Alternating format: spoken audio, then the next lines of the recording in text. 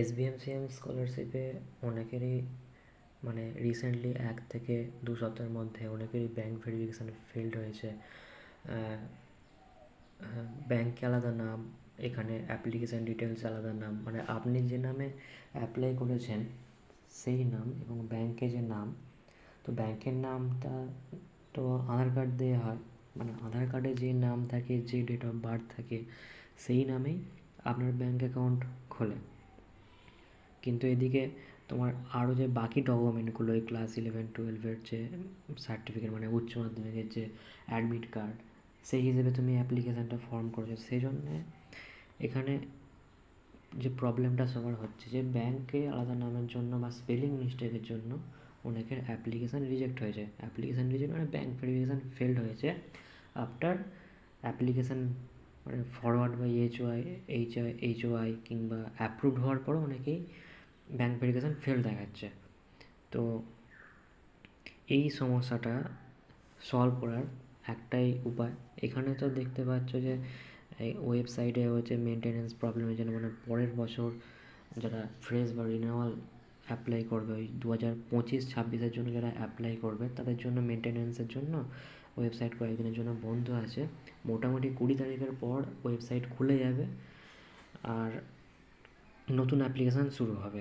এবার মেন সমস্যা যে আমাদের কি হবে, মানে যারা 2024-25 শিক্ষাবর্ষে টাকা পায়নি, 12,000 কি হোক কিংবা 18,000ই হোক, কারো ক্ষেত্রে 24, কারো ক্ষেত্রে 60, তো তাদের এখন কি হবে?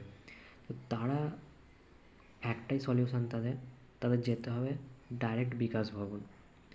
সেক্টর 1-এ মেট্রোর পাশেই বিকাশ ভবন, ওখানে যেতে হবে। ওখানে যেতে হলে কী কী নিয়ে যেতে হবে, যে প্রথমে 4টে জিনিস নিয়ে যেতে হবে।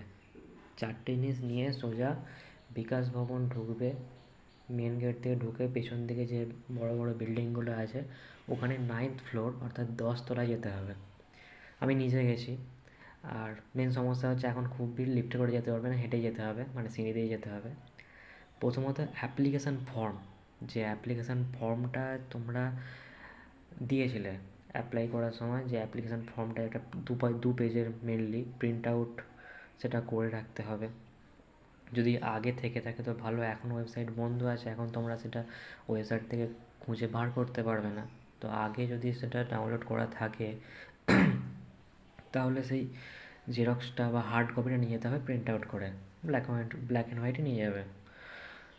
2 নম্বর হচ্ছে ব্যাঙ্ক ভেরিফিকেশান ফেল হয়েছে, তো আধার কার্ডে আপডেটেশন করার পর, আধার কার্ডে কারেকশান করার পর সেটা ব্যাঙ্কে আপডেট করা হয়েছে, মানে অরিজিনাল যে নাম অ্যাপ্লিকেশানে যা দেওয়া হয়েছিল ব্যাঙ্কেও যেন সেই নেম হয়, সেটা হচ্ছে ব্যাঙ্কে আগে থেকে কারেকশান করে রাখতে হবে।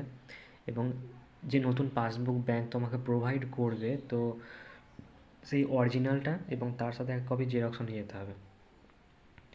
3 নম্বর হচ্ছে একটা ব্যাঙ্ক থেকে ডিক্লারেশান, মানে চিঠি লিখতে হবে, একটা লেটার লিখতে হবে, ডিক্লারেশান ফর্ম, সেখানে ব্যাঙ্কের যে ম্যানেজার যিনি, তার স্ট্যাম্প এবং তার সিগনেচার লাগবে। আর 4 নম্বর হচ্ছে একটা সেলফ ডিক্লারেশান, এটা তুমি ইউটিউবে সার্চ করলে অন্য কারো চ্যানেলে পেয়ে যাবে। তার সাথে সাথে তোমরা যদি চাও চ্যাট জিপিটি থেকেও করতে পারো, চ্যাট জিপিটিতে যদি বলে দাও যে এরকম ব্যাপার, এরকম চাই, তো দিয়ে দেবে চ্যাট জিপিটি।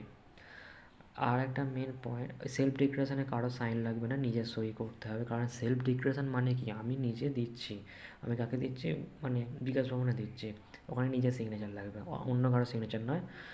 আর যেটা 3 নম্বর যে পয়েন্ট, একটা স্টার দিয়ে লিখেছি, ওটা হচ্ছে যে ব্যাঙ্ক ডিক্লারেশানটা কাদের কাদের লাগবে। ব্যাঙ্ক ডিক্লারেশানটা ধরো আমার যে নাম ছিল, আমার একটা নামের মিডিল নেম ছিল, তো মিডিল নেমটা আমার ব্যাঙ্কের পাসবুকে ছিল না, যেহেতু আমার আধার কার্ডে ছিল না। আধার কার্ড থেকে ব্যাঙ্কের বই তৈরি হয়, তো ব্যাঙ্কের বইয়ে ওই মিডিল নেমটা ছিল না, ঠিক আছে।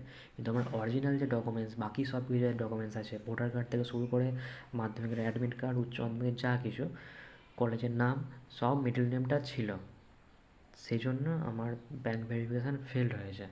তো আমি সেটা পরবর্তীকালে চেঞ্জ করি। তো এরকম যদি যে একটা নেম থেকে চেঞ্জ হচ্ছে, তখন কিন্তু ব্যাঙ্ক ডিক্লারেশান অবশ্যই লাগবে।